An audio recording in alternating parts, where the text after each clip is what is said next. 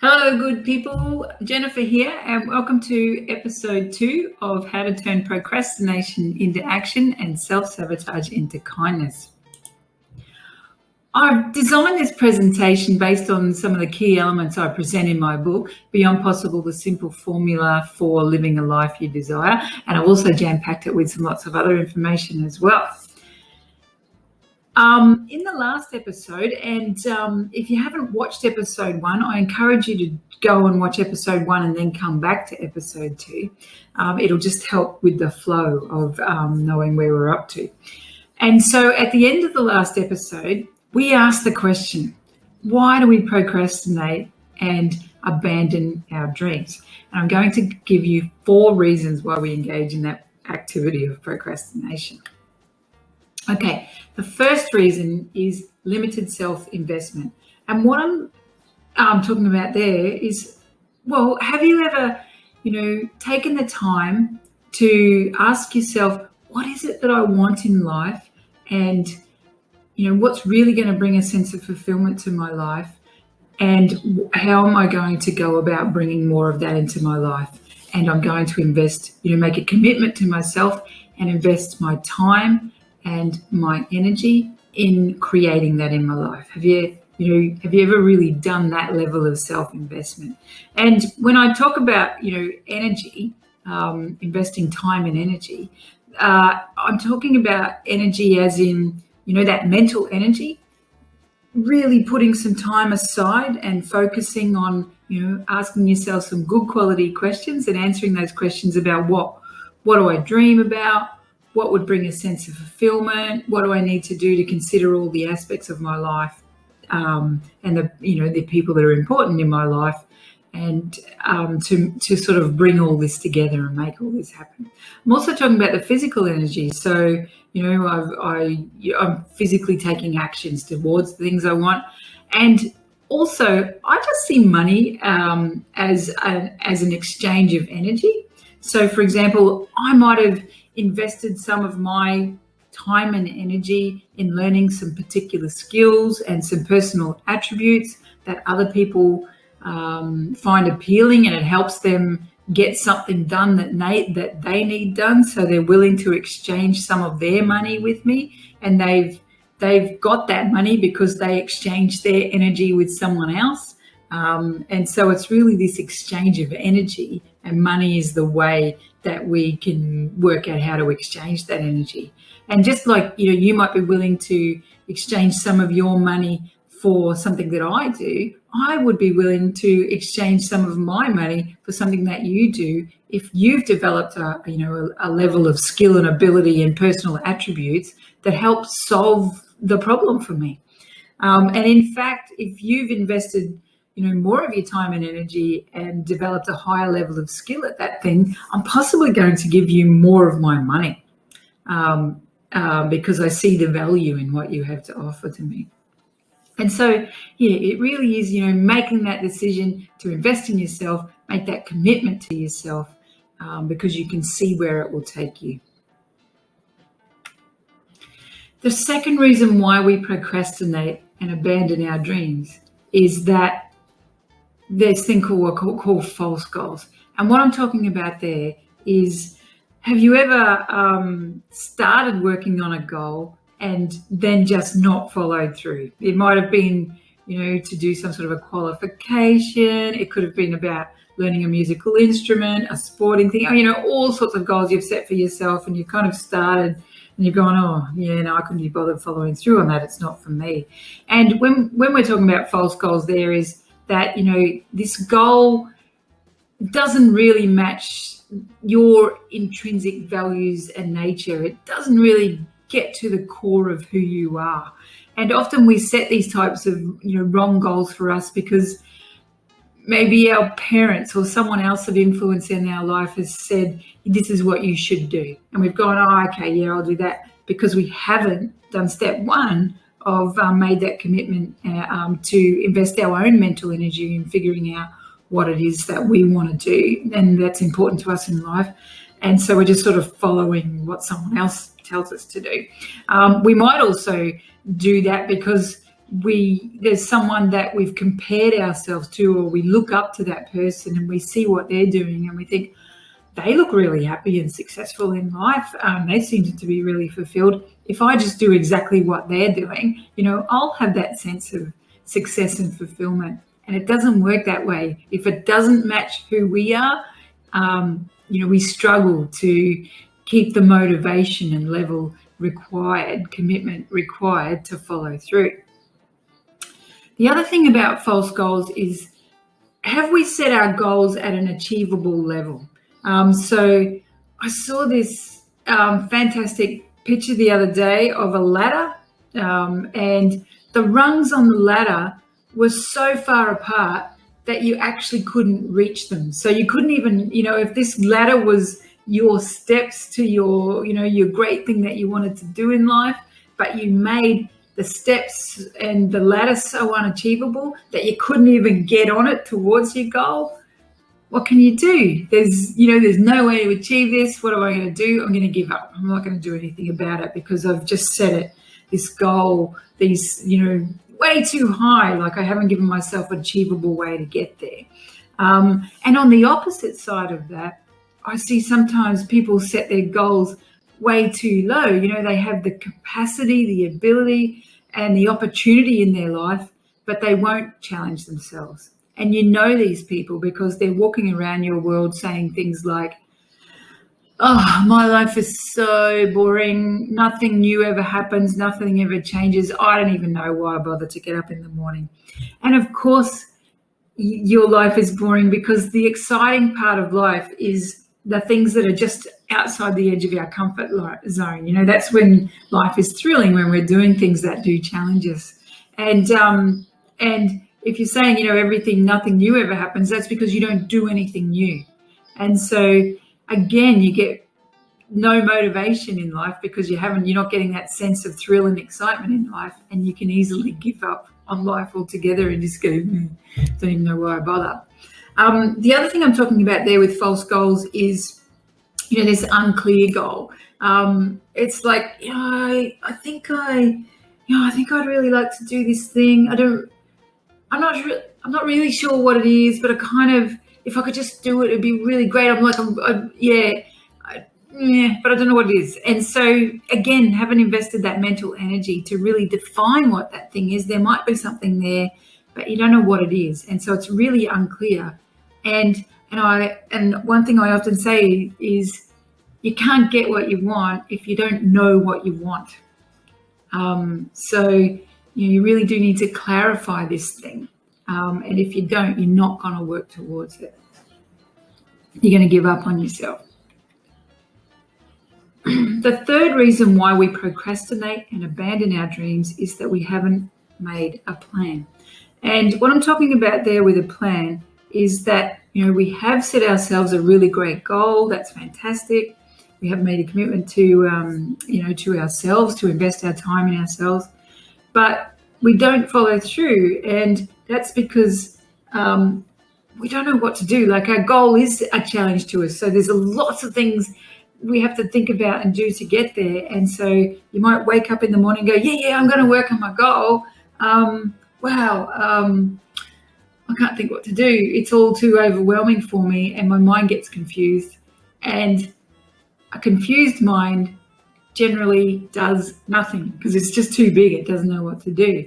And so we need to, make this goal into achievable steps so we can start actually breaking it down. What are the macro steps that are going to help me achieve my goal?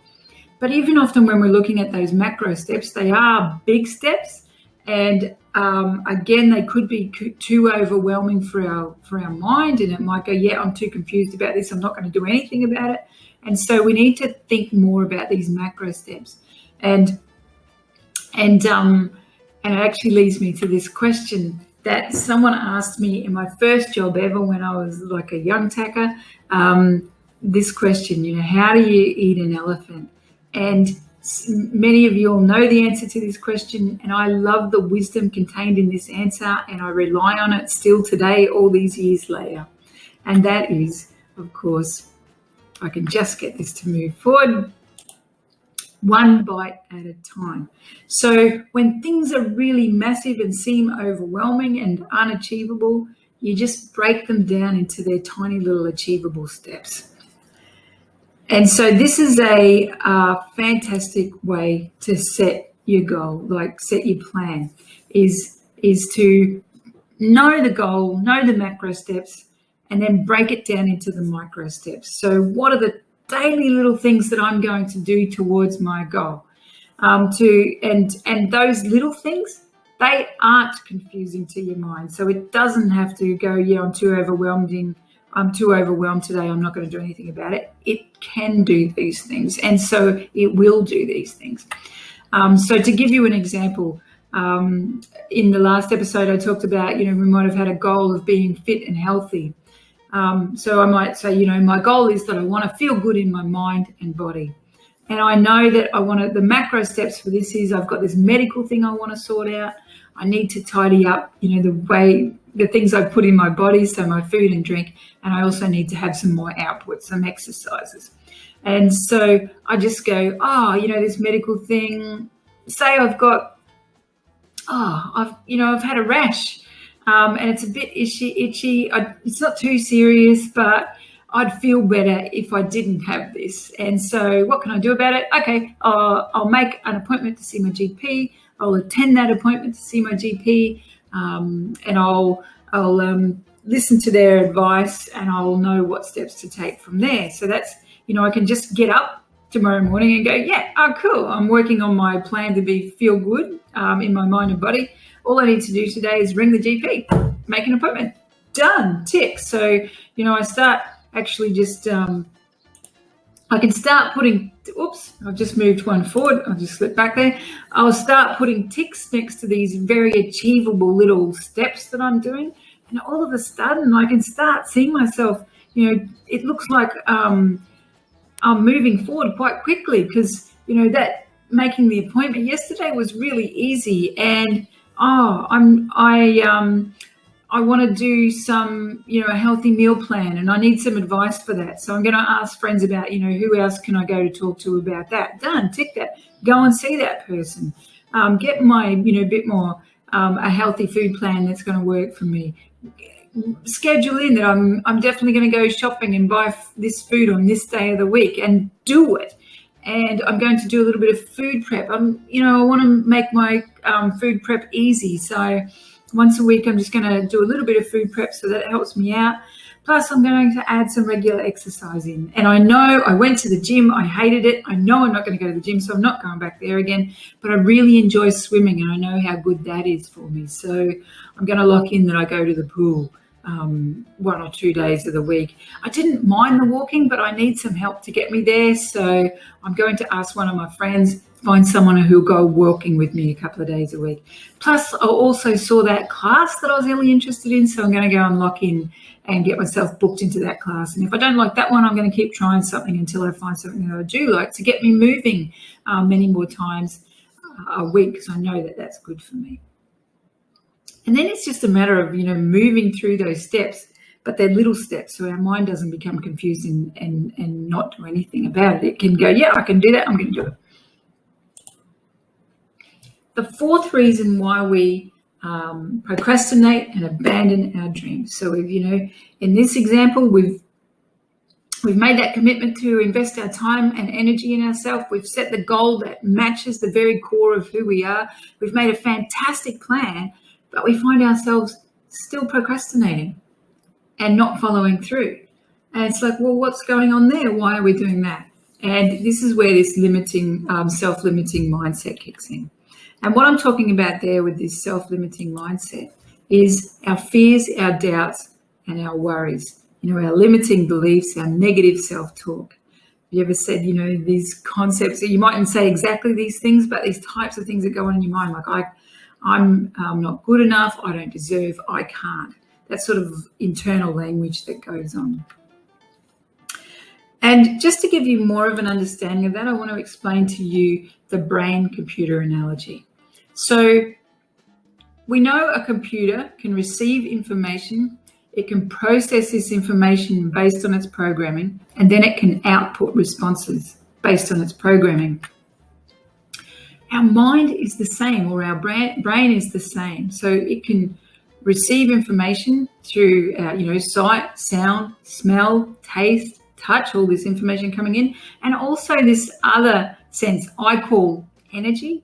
And what I'm talking about there with energy is, those messages that flow through your body. For example, like an electrical impulse that flows to your brain that tells you that there's something going on. So it might tell your brain that you're feeling pain somewhere. It might tell your brain that you're feeling hungry. It might tell your brain that your stomach is full. It might be letting you know that you're feeling distressed or excited. All of these sort of electrical impulses that flow through your body to give messages to your brain. And also the electrical impulses that flow to you from external forces and give your brain messages. So have you ever heard someone say, oh, the energy in the room was just electric, like it was so good? Or, yeah, I didn't like that person's energy, or, something doesn't feel right about this. So these external messages come to our brain. It processes that information. It makes decisions based on it, even if we don't quite understand what it is. It does exist and it does impact on our life.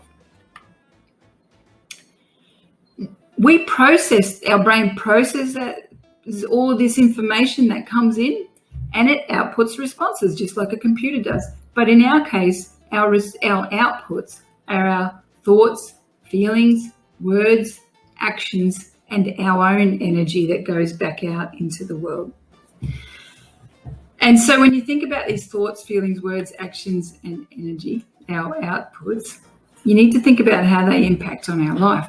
And in this analogy, I'm saying, I'm comparing a computer to the human brain, and I'm comparing a program to our own program, which otherwise I call our beliefs and our fears. And so we output these responses based on our beliefs and our fears. And I've spent a lot of years reading about this, thinking about it, talking to people about it, and I've come up with this life experience equation to try and explain it. And so what I'm saying here is external influences plus my beliefs plus my fears equal my experience of life. And just to try and explain that a little bit more. So we know that my beliefs and my fears impact my outputs, which are my thoughts, feelings, words, actions, and energy. These same outputs have the capacity to influence some of the things, not all of the things, but some of the things that are external to me, but do have influence on my life. So depending, for example, a simple example of that is if I'm, someone that I know has the capacity to influence my life, say it's my boss, and they can influence my level of income, and I say rude and disrespectful words to them regularly, it's possible that they won't keep me in the job. And so that changes, my experience of life, because I lost my job, which not only did it have income, but I might have really liked my job as well. And there's lots of ways that our outputs influence those external influences to our life. But then, there's some things that we can influence and some things that we can't influence. And I'm just thinking of that